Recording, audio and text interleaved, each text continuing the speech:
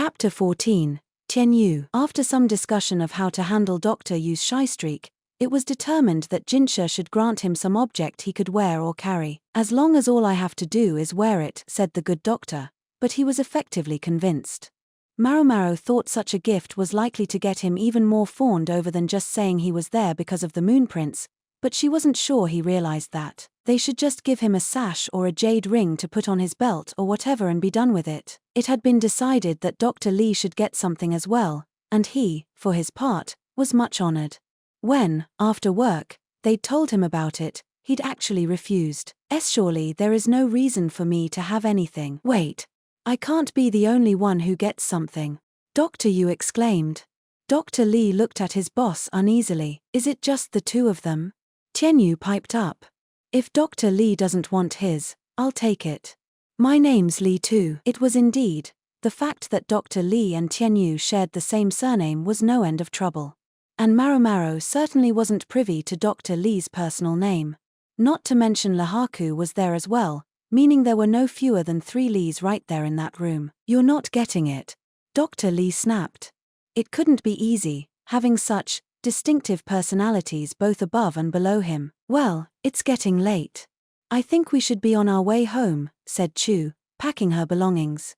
The clinic was closed for the evening. Chu was highly capable at everything she did, and that seemed to extend to cleaning a room. Then she asked, Say, what's this package? Maomao thought Tenyu had brought it back with him. Oh, that's just... Tenyu tried to swipe the package from Chu, but it fell. The contents went rolling across the floor. Everyone looked on in silence. They were lucky that Basin and the other guards had gone to the bathroom and weren't there for this. Say, young lady, said Lahaku, giving Tenyu a grim look. You think I should restrain this guy? He looked like he meant it. No, let's see if we can find out what's going on here first, Maomao said, taking another look at the scattered contents of the package. It was a human arm. Just an arm, a single human body part lying there on the floor. It didn't get much weirder than that, but the people in the room at that moment included the doctors, Maomao, Lahaku, and Chu. Care to explain the arm? Maomao asked. I mean, look at it. I don't think it can be reattached, not with the way it was cut off, Tenyu said, picking up the appendage and blithely showing them the state of the stump. It was a mess, all right. It didn't look likely to stick even if they tried to reattach it. The grasshoppers chewed through a rope that was securing a sign. The sign dropped down and the arm popped right off. The guy it used to belong to said he didn't need it anymore, so I took it. You took it? The guy had probably been in the pits of despair at losing his arm. Maomao figured he'd thought Tenyu would take it to give it a proper burial. Not to do, whatever this was. Nyang nyang. I thought maybe you and I could dissect it, Tog. He was interrupted by Dr. Li, who plucked the arm away from him, then dropped a knuckle on his head. Ooh. His strong. Yow. Oh. I was just trying to learn something. Tenyu objected. That's enough out of you. We're going to bury this, and bury it properly. And don't just leave that there. It stinks. Oh. Tenyu glowered at Dr. Li's back. Dr. Li's gotten stronger, Maomao thought. People sometimes underwent transformations when they were pushed beyond their limits. Dr. Li had seemed like he might be too fragile for this assignment, but he had transformed into good material indeed. Then again, maybe Dr. Liu had seen it in him all along. That would be impressive. Tenyu, meanwhile, could be a little bit frightening. Just look at what was happening. But if there was one thing good Maomao could say about him, it was that nothing ever fazed him. Also, they absolutely could not give him Jinshi's token. Dr. Li dragged Tenyu out of the room to go bury the arm. The clinic wouldn't see anyone as long as the two of them were away. If any patients saw 2 of the medical personnel burying an arm, who knew what rumors would start? They asked one of the guards to stand watch while they worked specifically so that no one would see them. Dr. Yu turned to Lahaku and Chu with a smile. Let's just pretend we didn't see that, shall we? We shall. Far be it from Miss Chu to have loose lip. I understand, Lahaku said. The doctor's dissections were technically forbidden, and were supposed to be secret. At least these 2 would know how to play along. Maomao studied Dr. Yu, who smiled so readily as he tried to keep things under wraps. Achem. Something the matter, Nyang nyang? It's not Nyang nyang, sir. It's Maomao. Really? All right, Maomao, then. Maomao. Right. I'll remember that. Anyway, is everything okay? Everything is fine, sir. I was just thinking, you seem to be awfully nice to the younger doctors. There was a hint of contempt in her words, but Dr. Yu seemed unruffled. He kept smiling. Ah, you mean Tenyu. It was Dr. Liu and I who drew him into this world, so I feel some responsibility toward him. Tenyu's quick to gripe about nepotism, but has benefited more than anyone else from his connections.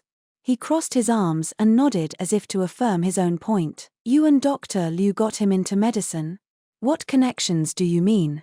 Maomao asked, puzzled. Oh, you don't know? As much as Tenyu likes to stick his nose into other people's business, he doesn't volunteer much about himself. Then again, Maomao hadn't asked either. You want to know about Tenyu, then? Since you'll be working with him in the future?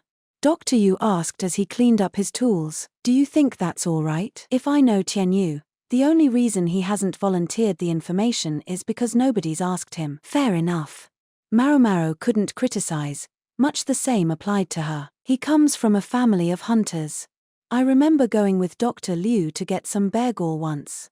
We found a kid, maybe you could call him a young man, just dissecting the bear all by himself. Careful, precise, totally unbothered by any of it. He plucked out only and exactly the organs we needed. Even Dr. Liu was impressed. And that boy was Tenyu. Dr. Yu continued to clean up as he spoke, so Maomao kept making medicine while she listened. That's how you discovered his talent and put them on the path to becoming a physician, she asked. But that makes it sound like he got the job because of his skills, not his connections. It was his connections, in a way. I said to his father, the hunter, I said, ever thought about sending your boy to be a doctor? I was only joking, but he went pale and started to shake. If he knew what the doctors did in secret, maybe it didn't sound like such a joke to him. The way his fear manifested, though. It was strange. Why would he be afraid of a doctor's work? Yes, it could be unsettling to the average person, but Maomao would have expected a hunter to understand. I asked him why he was so upset, but he wouldn't tell me. In fact, he practically chased us out. What did you think was going on? For the moment, there was nothing for us to do but go home, but Tenyu came chasing after us. He begged us to make him our apprentice. He knew his father would oppose it, but he was ready to run away from home to do it. Of course you know, Maomao, that Dr. Liu isn't the kind to just let a little boy tag along and abandon his family. That's true. She could practically picture it. Tenyu said to us that he was a descendant of Kada, that doctoring must be his vocation. Kada, sir? Maomao couldn't help it. She stopped working and looked at Dr. Yu. That's right, but not the famous physician of legend. The Kada who was punished for cutting up the body of an imperial prince to satisfy his intellectual curiosity. You do the work of a doctor, Maomao. I'm sure you've heard the story. Yes, sir. Long ago, there had been a doctor called Kada because of his superlative medical knowledge and skills. But the combination of skill and ambition can make a man curious, and Kada's curiosity got him severely punished. If Kada had in fact been a real person, there was no reason his descendants shouldn't still exist, but they might very well be invested in making sure that they didn't repeat the mistakes of their forebear. So Kada's descendants became hunters? Maomao asked. It makes sense, doesn't it? Hunters have been connected to doctors' work in the gathering of medical materials since ancient times. It's perfectly plausible that Kada might have become involved with some hunter's daughter, and when a name is passed down, why shouldn't it be the more famous name? Maomao had to admit that made sense. So you made Tenyu a doctor because he was Kada's descendant? She asked. No, not at all. Neither his talent nor his lineage was a reason to just make him a physician. If anything, the reason was his eyes. Dr. Yu stopped and heaved a sigh. He was holding a small knife slick with human fat. He must have used it in the course of his work. Dr. Liu said that if we left him to a hunter's life, in time he would come to carve up humans just as he did bears or deer. Maomao was silent at that. She couldn't deny it. In fact, she was all but convinced that he absolutely would have done exactly that. By nature, the human animal follows its desires. By educating a person, we create what we call rationality. But even then, not everyone can overcome their appetites. Dr. Yu wiped the knife clean and put it in a basket. Tenyu's appetite takes the form of curiosity, and he can't overcome it. It was Dr. Liu's considered opinion that when he tired of animals, he would turn to people. Who knows how many folks a hunter living alone in the woods could dismantle before anyone noticed? You don't think that might still be a problem even as a doctor? Maomao asked frankly. That's a matter of the path he's guided down. At least, that's what Dr. Liu said. Any ship will steer straight if you keep a firm hand on the rudder. Dr. Liu can be a harsh man, but he has a softer side. If you say so, Maomao replied, not quite believing it. She did, however, believe the story of Tenyu's origins. Why are you telling me all this? Officially, she was nothing more than help for the real doctors. There was no need for Dr. Yu to go out of his way to let her in on this story. Oh, no reason. Seeing the fruits of Luoman's teaching just put me in a talkative mood, I guess. He knows Pops. Dr. Yu had been a physician for a long time. It wouldn't be surprising if he and Luomen knew each other. I wonder. If I hadn't had my old man to raise me, would I have looked the same way to them? Much as she hated to admit it, she and Tenyu shared a similar temperament in some ways. If Luomen hadn't been there, running his apothecary shop in the pleasure district, and raised her himself, she had no idea how she might have turned out. They must be about done burying that arm, Dr. Yu observed. Shall we go back? All right, Maomao said, and got ready to leave. She knew Tenyu would soon return, probably shuffling in with his shoulders slumped, but she resolved not to show him any particular sympathy.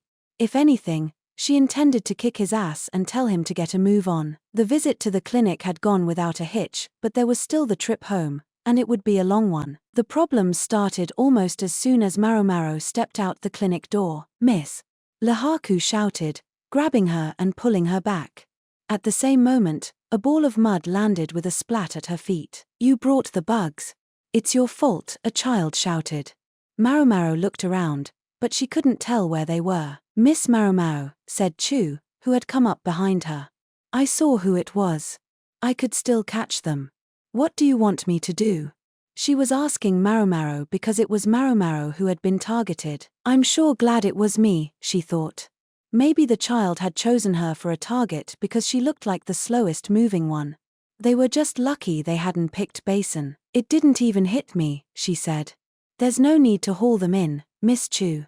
She supplemented this with a look that said, absolutely do not go after that child. Understood. That was easiest for Chu, as well. What good would it do them, chasing down and collaring a child here and now? Once they had caught them, they would have to punish them. All well and good if they could be let off with a gentle smack on the behind, but if there was a pretext, if, for example, they got violent with a lady-in-waiting serving the representative of the emperor's younger brother, that modest spanking could quickly become 100 lashes. Maomao didn't want that, and Chu probably didn't either. Although knowing her, she would do it if I asked. Sometimes, though, discretion truly was the better part of valor. It might sound like she was being soft, but Maomao thought the world could use a bit more softness sometimes. We brought the bugs, did we? Funny, considering the bugs came from the west, she muttered. It didn't make sense. Yes, and we came from the east, Chu added. That wasn't really what the child had meant by bring. Those who believed in charms, curses, and other superstitions saw only a plague of insects that coincided with the arrival of people in the western capital who didn't belong there. Of course they would blame the swarm on the visitors. Maomao would have loved to sit the kid down and explain the reality, but she doubted she would get through to them.